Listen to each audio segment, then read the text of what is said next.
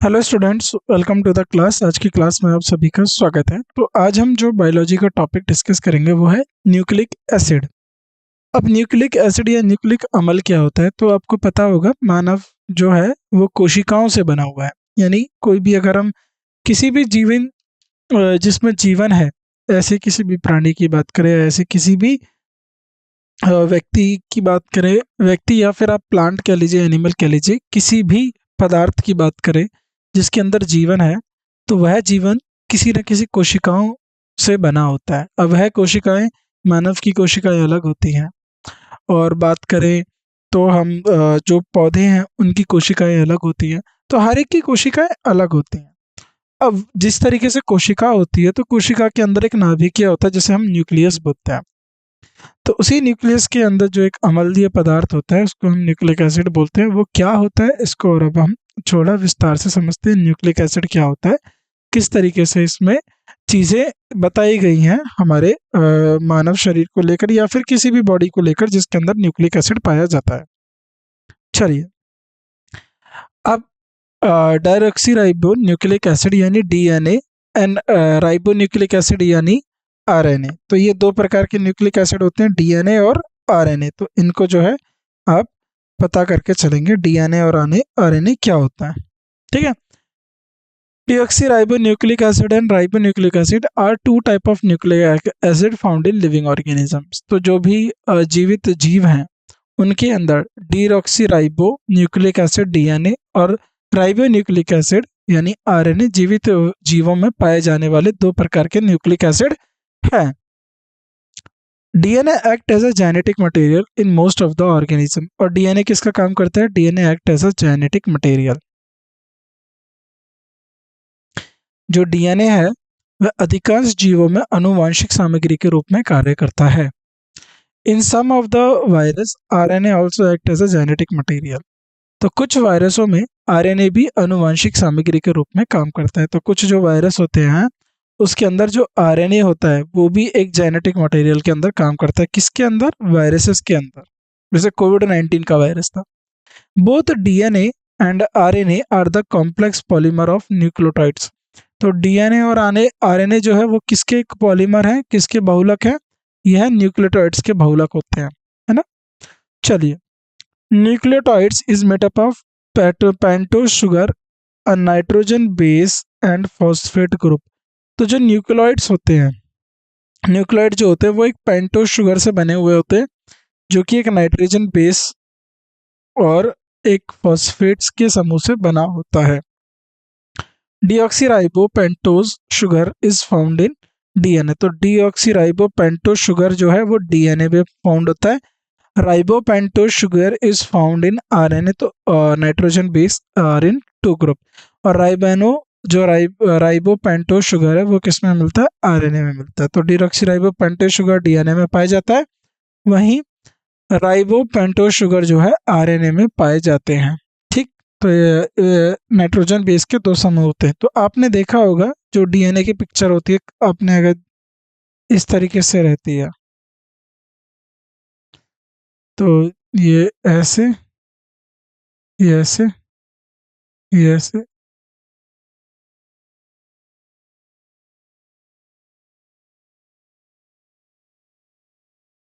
ये आपने जनरली ये पिक्चर देखी होगी। फिर ये ऐसे हो जाती है। तो इसमें क्या होता है फिर इस तरीके से,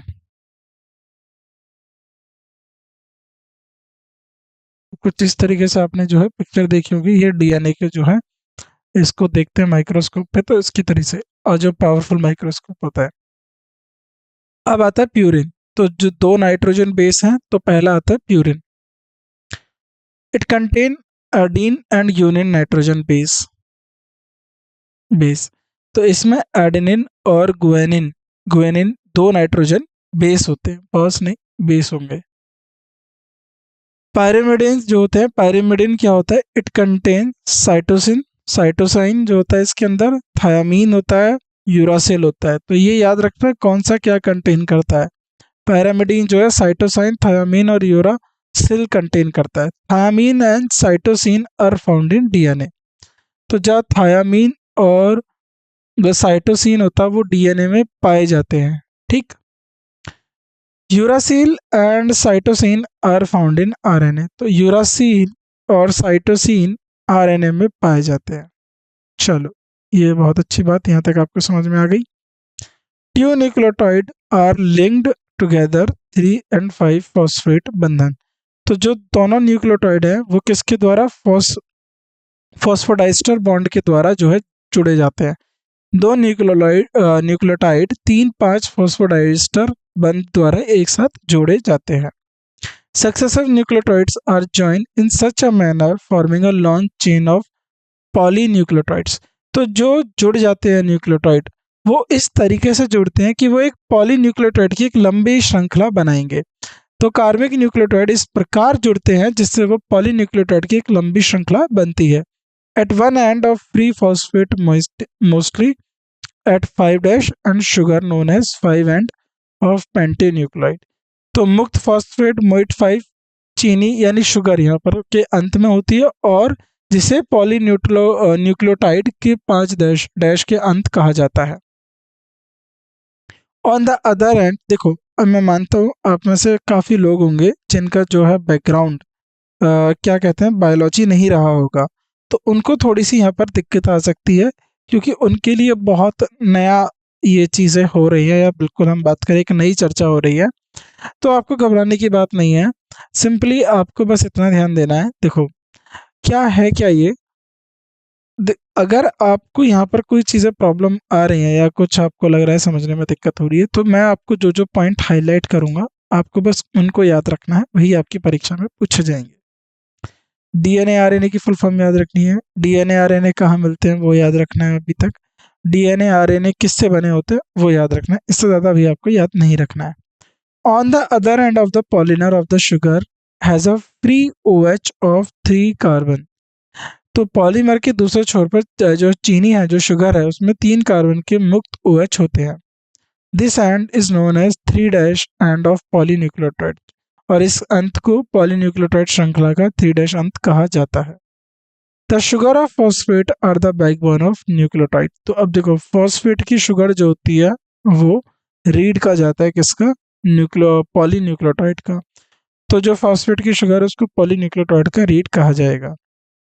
In RNA, each nucleotide has additional OH group present in 2' position of ribose sugar. तो ये चीज़ याद रखना आप। तो जो होता है आरएनए में प्रत्येक न्यूक्लियोटाइड में राइबोस जो शुगर है उसके 2' स्थिति में अतिरिक्त OH समूह होते हैं। अब जो मेन पॉइंट है वो ये है, सबसे पहले डीएनए किसने होता है। DNA is first identified by Friedrich Miescher in 1869। तो डीएनए की पहचान पहली बार फ्रेडरिक मिशर ने 1869 में की थी। ठीक, ये इंपॉर्टेंट है। DNA is acidic in nature found mostly in nucleus. तो डीएनए क्या है, प्रकृति में अम्लीय होता है जो अधिकांशतः नाभिका में पाया जाता है। 1953 James Watson and Francis Crick proposed double helix model of the DNA structure. जो अभी हमने डबल हेलिक्स मॉडल बनाया था वही। तो 1953 में जेम्स वाटसन और फ्रांसिस क्रिक ने डीएनए संरचना के लिए डबल हेलिक्स मॉडल का प्रस्ताव दिया। There is a base pairing between 2 strand of polynucleotide chain. तो पॉलीन्यूक्लियोटाइड श्रृंखला के 2 धागों के बीच में एक बेस पेयरिंग होता है। The nitrogen diamine always join thymine और vice versa by the double bond of hydrogen. अब जो नाइट्रोजन बेस होता है एडीन, वो हमेशा जोड़ता है किसको, थायामीन को। ठीक है, और यह थायामीन जोड़ता है नाइट्रोजन बेस एडीन को डबल हाइड्रोजन बॉन्ड की वजह से। तो नाइट्रोजन बेस एडेनिन हमेशा थायामीन के साथ या उल्टा हाइड्रोजन बॉन्ड के दोहरे बंधन के साथ द्वारा जुड़ता है। This is like a guanine, like this guanine join with cytosine और vice versa by triple bond of hydrogen. तो ग्यूनिन जो है वो साइटोसाइन के साथ या उल्टा होगा साइटोसाइन ग्यूनिन के साथ हाइड्रोजन के तीसरे बंध के साथ जुड़ता है, यानी ट्रिपल बॉन्ड के साथ जुड़ता है। The base pairing provide an unique property of polynucleotide chain. तो जो बेस पेयरिंग होता है, बेस पेयरिंग पॉलीन्यूक्लियोटाइड श्रृंखला को एक अद्वितीय गुण प्रदान करती है। Both the polynucleotide chain are complementary to each other. तो जो दोनों पॉलीन्यूक्लियोटाइड श्रृंखलाएं एक दूसरे के पूरक होती हैं। ठीक। If the sequence of the base on one strand is known, then the sequence of the other strand can be predicted. यदि धागे की पर बेस का एक क्रम का पता हो तो दूसरे क्रम का अनुमान लगाया जा सकता है। तो इस प्रकार जो है, so that each strand of DNA act as a template of synthesis of new strand। तो इस प्रकार डीएनए के प्रत्येक श्रृंखला नई श्रृंखला के संश्लेषण के लिए एक टेम्पलेट के रूप में कार्य करता है, यानी उसकी मदद से हम दूसरी श्रृंखला के बारे में पता लगा सकते हैं। ये रहा ना, ये जो डबल हेलिक्स का स्ट्रक्चर है ये है डीएनए। ठीक, यहाँ से लेके यहाँ तक की 1 mm और ये देखो 1 नैनोमीटर, इन दोनों के बीच की जो दूरी होती है। ठीक, तो ये पूरा क्या है, और ये यहाँ से लेके यहाँ तक एक पूरा कंप्लीट जो है, ये इसके बीच में कितनी दूरी होती है, 3.4 नैनोमीटर। ठीक, ये डीएनए का आपका डायग्राम हो गया। It is made up of 2 nucleotide chain. तो ये क्या है, अब देखो silent feature of double helix DNA. तो डबल हेलिक्स डीएनए के साइलेंट फीचर क्या है, क्या विशेषताएं हैं, उनको देखते हैं। ये दो nucleoid, it is made up of 2 nucleotide chain. तो यह दो पॉलीन्यूक्लियोटाइड श्रृंखलाओं से बना होता है। 2 chain have anti parallel polarity. If one chain has polarity 5-3 then other have 3-5। तो दोनों श्रृंखलाओं के विपरीत आपको बस याद रखना एंटी पोलैरिटी होती है इनके बीच, और श्रृंखला की ध्रुवीयता 5 से 3 और दूसरी 3 से 5 होती है। A purine nitrogen base always joins the pyrimidine base by double and triple bond of hydrogen। तो एक प्यूरिन नाइट्रोजन बेस हमेशा डबल और गुना हाइड्रोजन बंध के द्वारा pyrimidine बेस से जुड़ता है। Next, 4th point, the 2 strands are collide in a right-handed direction। दो धागे एक दाएं हाथ की दिशा में टकराते हैं। There is a turn at 3.4 nanometer. वहाँ 3.4 नैनोमीटर पर मोड़ है। Between each turn there are रफली 10 बेस पेयर इन हेलिक्स। तो प्रत्येक मोड़ के बीच लगभग 10 बेस जोड़ होते हैं। The distance between a base pair is approximately 0.34 nanometer. तो एक बेस जोड़ के बीच की दूरी लगभग 0.34 नैनोमीटर जो है वो होती है। फ्रांसिस क्रिक, अब जो फ्रांसिस क्रिक है, Francis Crick proposed the central dogma in molecular biology। Francis Crick ने अणु जीव विज्ञान में केंद्रीय धर्म का प्रस्ताव दिया। केंद्रीय धर्म जीनिया, the central dogma states the flow of genetic information from DNA, RNA और प्रोटीन। तो फ्रांसिस क्रिक ने अणु जीवन विज्ञान में केंद्रीय धर्म का प्रस्ताव दिया, और केंद्रीय धर्म में बताया जानियों की जानकारी दी कि डीएनए से जो प्रवाह है जानकारी का, वो जो फ्लो है वो डीएनए से आरएनए, आरएनए से प्रोटीन के रूप में बताता है। Some virus to flow information in reverse direction. लेकिन कुछ वायरस होते हैं जिनके अंदर ये जो फ्लो है इन्फॉर्मेशन का, ये उल्टी डायरेक्शन में भी चला जाता है, आरएनए टू डीएनए। तो यहाँ से यहाँ चला जाता है। ये कहाँ होता है, ये वायरस के केस में होता है। चलिए, reverse transcription was discovered by Temin and, reverse transcription समझते हैं क्या होता है, टेमिन एंड बाल्टीमोर। तो उल्टा ट्रांसक्रिप्शन टेमिन और बाल्टीमोर द्वारा खोजा गया था। DNA is a genetic material because of following properties.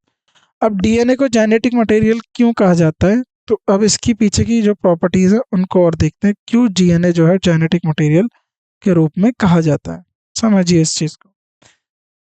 DNA is able to replicate itself due to pairing of complementary nitrogen base।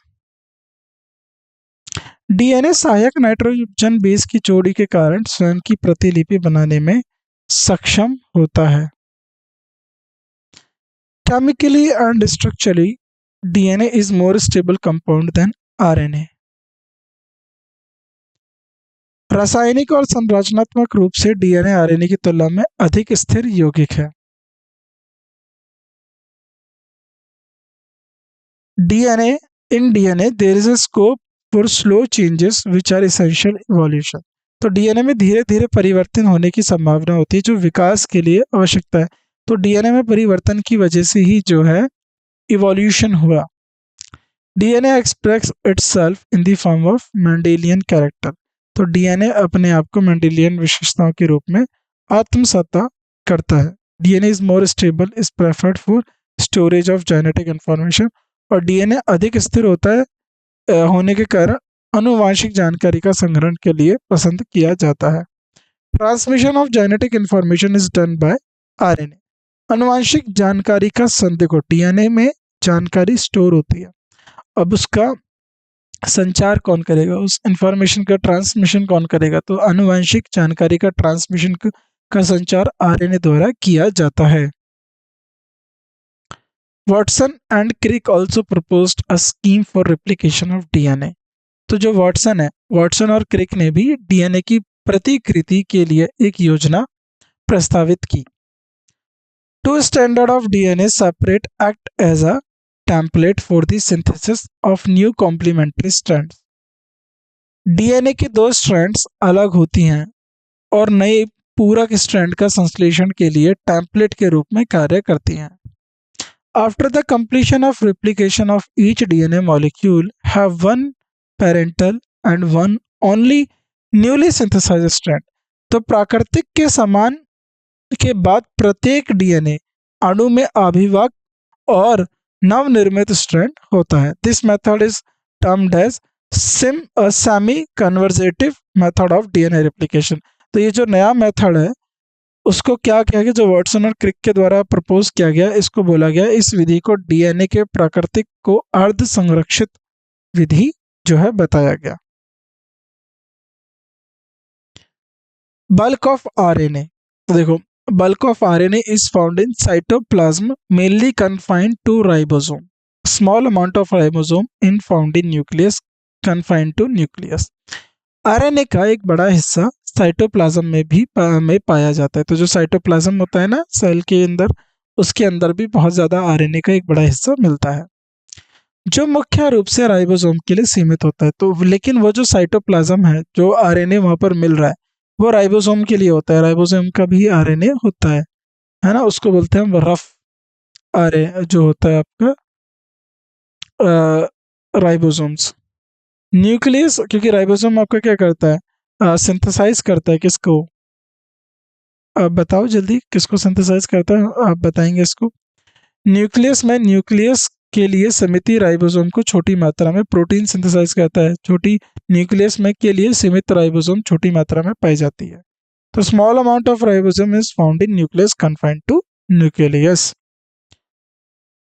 RNA molecule is a single strand. अब RNA molecule कैसा है? RNA molecule is a single strand, वो एक single strand होता है, ठीक है, वो सिंगल स्ट्रैंड मॉलिक्यूल होता है, एक ही धागा होता है उसमें। जैसे डीएनए में दो धागे थे ना डबल हेलिक्स स्ट्रक्चर से, लेकिन आरएनए एक ही धागा होता है। Single strand made up of ribo nucleotide unit. तो आरएनए अणु एकल धागा होता है जो राइबो न्यूक्लियोटाइड इकाई से बना होता है। Each unit is made up of phosphate, ribosugar and nitrogen base। तो प्रत्येक इकाई किससे बनी होती है? फॉस्फेट से, राइबोसुगर और नाइट्रोजन बेस से बनी होती है। In RNA chain phosphate group at 5th position of sugar molecule. RNA श्रृंखला में शुगर अणुओं के 5 स्थान पर फॉस्फेट समूह होता है। One ribonucleotide is joined to the next ribonucleotide at 3' position by phosphodiester. तो राइबोन्यूक्लियोटाइड अगले राइबोन्यूक्लियोटाइड से 3' की स्थिति पर फॉस्फोडाइस्टर बंधन द्वारा जोड़ा जाता है। दिस फॉर्म, अब ये क्या करेगा? This form the backbone of altering sugar phosphate sugar molecules. यह विकल्प शुगर फॉस्फेट शुगर अणुओं की रीढ़ बनाता है। The nitrogen base molecules are joined to the sugar molecules at carbon 1 position of this backbone by glycosidic bonds and projected on its one side। तो होता यह है कि जो नाइट्रोजन बेस अणु हैं वह ग्लाइकोसिड बंधनों द्वारा इस रीढ़ जो एक रीढ़ की कार्बन एक के स्थान पर शुगर अणुओं से जुड़े हैं। और इसकी एक और परिस्थिति होती है जिसे आगे देखते हैं। The RNAs are synthesized from different region of DNA template. तो जो आरएनए है, आरएनए डीएनए टेम्पलेट के विभिन्न क्षेत्रों से संश्लेषित किए जाते हैं। Only one strand is selected for transcription. तो केवल एक ही स्ट्रैंड, एक ही धागे को ट्रांसक्रिप्शन के लिए चुना जाएगा। RNA chain is complementary. RNA जो आरएनए चेन है वो complementary to DNA strand which it is produce. तो जो आरएनए श्रृंखला है उसे डीएनए धागे के अनुरूप होती है जिसे यह उत्पन्न होती है। इन यूकैरियोटिक सेल, जो यूकैरियोटिक सेल है जैसे हम मनुष्य, जो हायर एनिमल्स होते हैं, हायर प्लांट्स होते हैं, उनके अंदर यूकैरियोटिक सेल्स होते हैं। The RNA are formed in the nucleus and pass into cytoplasm through nuclear pores. तो जो यूकैरियोटिक सेल होते हैं उसमें जो आरएनए होता है वो न्यूक्लियस में बनते हैं और न्यूक्लियर पोरों के माध्यम से साइटोप्लाज्म में जाते हैं। अब there are 3 type of RNA. तो आरएनए के 3 प्रकार होते हैं, एक एक को देखते हैं क्या क्या आरएनए के प्रकार होते हैं। अब आता है राइबोसोमल आरएनए। राइबोसोमल आरएनए क्या होता है?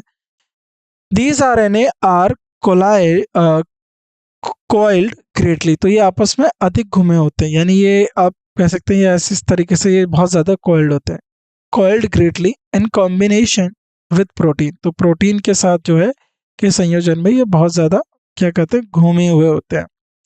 It form large and small सब यूनिट ऑफ राइबोसोम्स। तो ये राइबोसोम्स की बड़ी और छोटी जो है उपइकाई बनाता है। It is about 80% of the total RNA of a cell. तो यह लगभग जितना भी सेल के अंदर आरएनए है उसका 80% जो है राइबोसोमल आरएनए होता है। तो यह कोशिका का कुल आरएनए का लगभग 80% होता है। Protein synthesis occur on the ribosome. तो राइबोसोम में मैंने आपको बताया था क्या सिंथेसाइज करता है, प्रोटीन का संश्लेषण करता है कौन? राइबोसोम्स। चलिए, मैसेंजर आरएनए। अब जो इंफॉर्मेशन लेकर चलते हैं, कैरी करते हैं, वो आरएनए उनको बोलते हैं messenger RNA. It is linear carry information from DNA about the sequence of particular amino acid. यह रेखीय होते हैं, ये लीनियर होते हैं। यह डीएनए के विशेष अमीनो एसिड के क्रम के बारे में जानकारी लाता है। These amino acid join together to form polypeptide. तो यह अमीनो एसिड के साथ जुड़कर पॉलीपेप्टाइड बनाते हैं। It form about 5% of the total RNA of cell. तो ये लगभग कोशिका का कुल आरएनए का लगभग 5% से बनता है। There is a specific mRNA for each polypeptide. तो प्रत्येक पॉलीपेप्टाइड के लिए विशिष्ट एमआरएनए भी होता है। अब आता है ट्रांसफर आरएनए। तो लगभग अब तक 85% हो चुका है आरएनए का। अब 15% कौन है? Transfer RNA. Transfer RNA are of various kind. तो ट्रांसफर आरएनए जो होते हैं वो बहुत तरीके के होते हैं, विभिन्न प्रकार के होते हैं। ईच ऑफ टी आरएनए यानी transfer RNA carries a specific amino acid to the messenger RNA on the ribosome to form a polypeptide chain. तो प्रत्येक प्रकार के टी आरएनए एक विशिष्ट अमीनो एसिड को राइबोसोम्स पर मैसेंजर आरएनए के पास ले जाता है ताकि पॉलीपेप्टाइड श्रृंखला बन सके। The T RNA form the remaining 15 of RNA of cell. तो जो टी आरएनए एक कोशिका के आरएनए के शेष 15% तक का गठन करता है। It is molecule is smallest of all type of RNA. तो इसका अणु सभी प्रकार के आरएनए का सबसे छोटा होता है। The shape of T RNA is like a clover leaf. तो इसकी कैसी आकार होती है? क्लोवर लीफ के तरह होता है। टी आरएनए मॉलिक्यूल है 4 रीजन। तो इसके 4 रीजन से क्या क्या रीजन है? कैरियर एंड, एक इसका बस आप याद रखना कैरियर एंड होता है। And where amino acid join for incorporation into polypeptide. तो वो एंड जहाँ पर अमीनो एसिड जुड़ते हैं किसके लिए? पॉलीपेप्टाइड में शामिल होने के लिए जुड़ते हैं। एक होता है रिकॉग्निशन एंड, मान्यता समापित। It is opposite to carrier end bear anti codon to match with codon of mRNA. यह वाहक के अंत में विपरीत होता है और एमआरएनए के कोडॉन के साथ मिलकर मिलन करने के लिए एक एंटीकोडॉन का सहन करता है। अगला होता है enzyme site. On one side for the binding of enzyme, तो ये एंजाइम के बंधन के लिए एक और है। Ribosome side on other side of attachment of ribosome, ribosome से जुड़ने के लिए दूसरी ओर होता है। अब आता है ट्रांसक्रिप्शन। ट्रांसक्रिप्शन क्या है? The DNA process of copying genetic information from one strand to DNA into RNA is called transcription. तो डीएनए की धागा से जेनेटिक जानकारी, जो जेनेटिक जानकारी होती है की प्रतिलिपि बनाने की प्रक्रिया को ट्रांसक्रिप्शन कहा जाता है, जो आरएनए में होती है। Translation, it is the process of polymerization of amino acid to form a polypeptide. The sequence of amino acids are defined by the sequence of bases in the mRNA.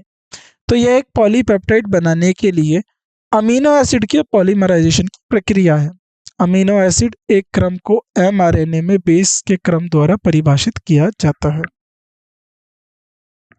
अब आता है आपका जेनेटिक कोड। तो ये genetic code क्या होता है? जो आपकी दर पीढ़ी जो आता है वो जेनेटिक इंफॉर्मेशन, तो वो एक कोड की फॉर्म में होता है, उसको हम बोलते हैं genetic code. Genetic code is a sequence of 3 nucleotide that corresponds an amino acid और stop signal during protein synthesis. तो अनुवांशिक कोड वह 3 न्यूक्लियोटाइड का क्रम है जो प्रोटीन संश्लेषण के दौरान एक अमीनो एसिड या स्टॉप सिग्नल के अनुरूप होता है। The full set of codon is called genetic code. तो कोडॉन का पूरा सेट, कोडों का पूरा सेट अनुवांशिक कोड कहलाता है। The genetic code include 64 possible, तो याद रखना 64 possible permutation and combination of 3 letter nucleotide sequence that can be made from 4 nucleotides. तो अनुवांशिक कोड में 4 न्यूक्लियोटाइड से बनाए जा सकने वाले 3 अक्षरों के न्यूक्लियोटाइड के क्रमों में 16 संभावित परिवर्तन या संयोजन शामिल है। ये बहुत इंपॉर्टेंट है। 64 of the 64 codon, 61 represent amino acid and 3 are stop signal. तो जो 64 कोडॉन है उसमें से जो 61 है, 64 कोडॉन में से 61 अमीनो एसिड के प्रतिनिधित्व करते हैं और 3 स्टॉप सिग्नल के बारे में बताते हैं। For example UUU code for phenylamine. तो उदाहरण के तौर पे जो UUU कोड है, उदाहरण के लिए UU कोड जो है फिनाइलअमाइन के लिए होता है। AUG कोड जो होता है, AUG कोड फॉर मिथोनाइन, तो ये मिथोनाइन के लिए कोड करता है। UA, UAG and UGR stop terminator codon. तो UA, UAG एंड UGR क्या हो गए? स्टॉप टर्मिनेटर कोडॉन हो गए। अब आता है डीएनए फिंगरप्रिंटिंग क्या होता है। DNA fingerprinting is a technique that shows the genetic makeup of living. तो DNA fingerprinting जो है एक तकनीक है जो जीवित को आनुवंशिक मेकअप दिखाती है। It is a method of finding the difference between the satellite DNA regions in the genome. तो ये जेनोम में सैटेलाइट DNA क्षेत्रों के बीच अंतर ढूंढने का तरीका होता है। Satellite DNA regions are stretch of repetitive DNA which do not code और एनी स्पेसिफिक प्रोटीन। तो सैटेलाइट डीएनए क्षेत्र वे दोहरापूर्ण डीएनए के खंड होते हैं जहां किसी विशेष प्रोटीन के लिए कोड नहीं करता। These non coding sequence form a major part of DNA profile of human. तो जो ये गैर कोडिंग अनुक्रमांक मनुष्य में डीएनए प्रोफाइल का प्रमुख हिस्सा बनाते हैं। They show a higher degree of polymorphism. तो इनके अंदर बहुत उच्च स्तर का बहुरूप दिखाते। As a result, it become very useful identification tool in forensic application. तो forensic application में यानी यह परिणाम स्वरूप यह फोरेंसिक अनुप्रयोगों में बहुत उपयोगी पहचान का उपकरण बनाया गया। तो डीएनए फिंगरप्रिंटिंग में पहचान होती है। As a polymorphism are inheritable from parents children। तो जो है पॉलीमॉर्फिज्म जो कहाँ से लिया गया? क्योंकि बहुपरता माता पिता से बच्चों के विरासत में मिलती है। So DNA fingerprinting is the basis of paternity testing in case of dispute। तो जब पता होता है कि पता कहते हैं ना डीएनए से पता कर लो कौन किसका जो है बच्चा है, तो वो डीएनए फिंगरप्रिंटिंग होता है। वो क्योंकि माता पिता से मिलता है तो जो पॉलीमॉर्फिज्म्स बच्चे में पाए जाएंगे वो ज़रूर उनके माता पिता में देखने को मिलेंगे। तो वहाँ से डीएनए फिंगरप्रिंटिंग होती है। अगला है ऑर्गेनिक एवोल्यूशन यानी जैविक विकास।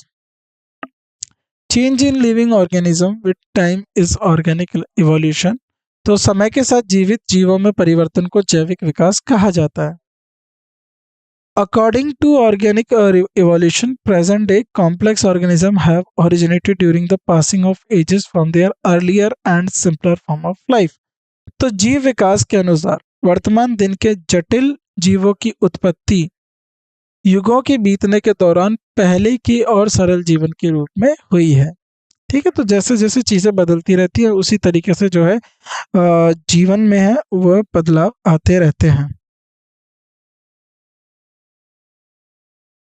चलिए, this occur due to gradual और abrupt changes in sequence required by environment. यह पर्यावरण द्वारा आवश्यक क्रम में धीरे धीरे या अचानक परिवर्तनों के कारण होता है। The theory of evolution is given by Charles Darwin as descendant with modification. विकास का सिद्धांत चार्ल्स डार्विन द्वारा संशोधन या वंशज के रूप में दिया गया था। ये थ्योरी ऑफ इवोल्यूशन में पढ़ते हैं। अब आता है homologous organ, evidence of organic evolution. तो हमें कैसे पता चला कि ऑर्गेनिक इवोल्यूशन हुआ, तो उसके पीछे की कुछ पहचान करी गई। अब उन एविडेंसेस को एक बार देख लेते हैं। पहला है homologous organ, the organ of different species which look different and perform different function. विभिन्न प्रजातियों के अंग जो अलग दिखते हैं और अलग कार्य करते हैं, but their basic structure and origin are similar as known as homologous organ.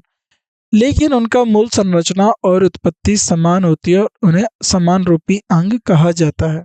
उदाहरण के तौर पे the four limbs of vertebrates like birds, bat, horse and man, thorn and tendril of plant.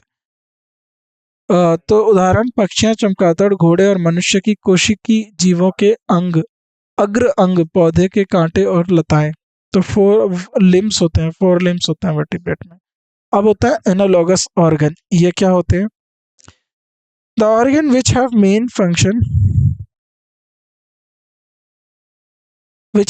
Function but quite different in their fundamental structure are analogous.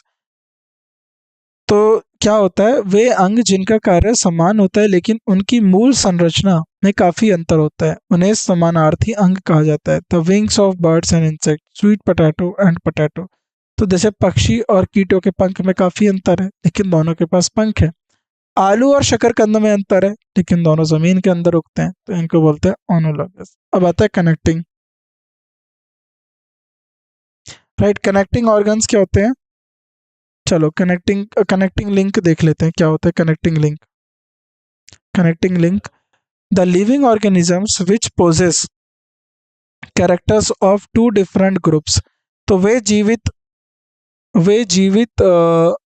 जीव जो दो अलग अलग समूहों के विशेषताओं को धारण करते हैं। जैसे उदाहरण के तौर पे Euglena having both the character of plant and animal. तो यूग्लेना जो है एक तरीके का जीव है, तो क्या करता है? वो पौधों और जानवर दोनों की विशेषताएं दोनों की विशेषताओं का होना होता है। Peripatus is a connecting link between annelids and Arthropoda. तो पेरिपेटस जो है एनालोडा और आर्थ्रोपोडा के बीच का एक संयोजन कड़ी है। वेस्टिजियल ऑर्गन्स, तो अवशेष अंग, organs which are found in reduced form and useless but are functional and well developed in the ancestors are called vestigial organ. तो जो हमारे को लगता है हमारी बॉडी में जो बेमतलब का अंग है, इसका कोई काम नहीं है, बस पड़ा हुआ है, लेकिन पूर्वज जो हमारे थे उसका इस्तेमाल करते थे, उसको हम बोलते हैं वेस्टिजियल ऑर्गन। अवशेष, वे अंग जो संकुचित रूप में पाए जाते हैं और बेकार होते हैं लेकिन उनको पूर्वजों में कार्यात्मक और अच्छी तरह से विकसित होते हैं, उन्हें अवशेष अंग कहा जाता है। उदाहरण मनुष्य में पाए जाने वाले स्किम और वर्मीफॉर्म अपेंडिक्स। तो हमारे अंदर क्या होता है? सिकम और वर्मीफॉर्म अपेंडिक्स जो है किस में मिलता है? मैन के अंदर। फॉसिल्स, अब देखो हमें क्या होता है? जीवाश्म मिलते हैं, तो उससे भी पहचान होती है। Fossils are the dead remains or impressions of the ancient organism preserved by natural means. तो जीवाश्म प्राचीन जीवों के मृत अवशेष या छाप होते हैं जो प्राकृतिक तरीके से संरक्षित होते हैं। इट में be found in sedimentary rock, तो ये किस में मिल सकते हैं? ये संचय शिला, ज्वालामुखी जो होता है वॉल्केनिक ऐश में मिल सकते हैं, ज्वालामुखी राख में मिल सकते हैं। सी लार्ज लेक रिवर, तो ये बड़ी झील नदी आदि में पाए जाते हैं। डाइवर्जेंट इवोल्यूशन, विभाजनात्मक विकास, जैसे when some structure develop in different direction due to adaptation in different environment condition is called divergent evolution. जब एक ही संरचना विभिन्न पर्यावरण स्थितियों में अनुकूल के कारण विभिन्न दिशाओं में विकसित होती है, उसे विभाजनात्मक विकास कहा जाता है। Example, whale and bats have similarities in the pattern of four limbs and bones.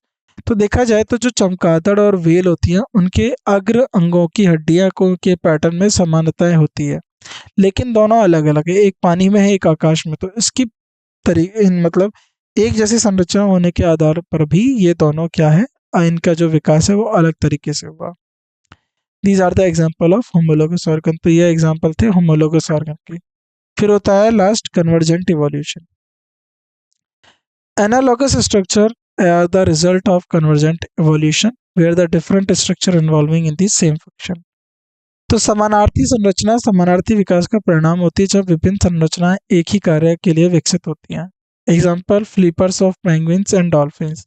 तो फ्लिपर्स जो पेंगुइन और डॉल्फिन्स के लिए थे, देखो वो अब डॉल्फिन्स उन फ्लिपर्स की मदद से तैर पाते हैं और पेंगुइन भी उसकी मदद से जो है पानी में तैर पाते हैं, लेकिन वो मेनली लैंड पे रहते हैं, ठंडे इलाके में रहते हैं।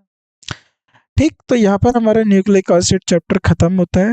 मैं उम्मीद करता हूँ चीज़ें आपको समझ में आई होंगी कि थोड़ा ये टफ चैप्टर है, क्योंकि आपको बायो से कोई थोड़ा सा जिनका बैकग्राउंड नहीं है उनको चीज़ें थोड़ी सी कठिन लगी होंगी, पर कोई जितना जो आपको बताया गया बस उन्हें याद रखिए, आपकी परीक्षा में उतना ही पूछा जाएगा, ज़्यादा डीप में नहीं पूछा जाएगा, लेकिन हमने सब जो है कवर करके चला है।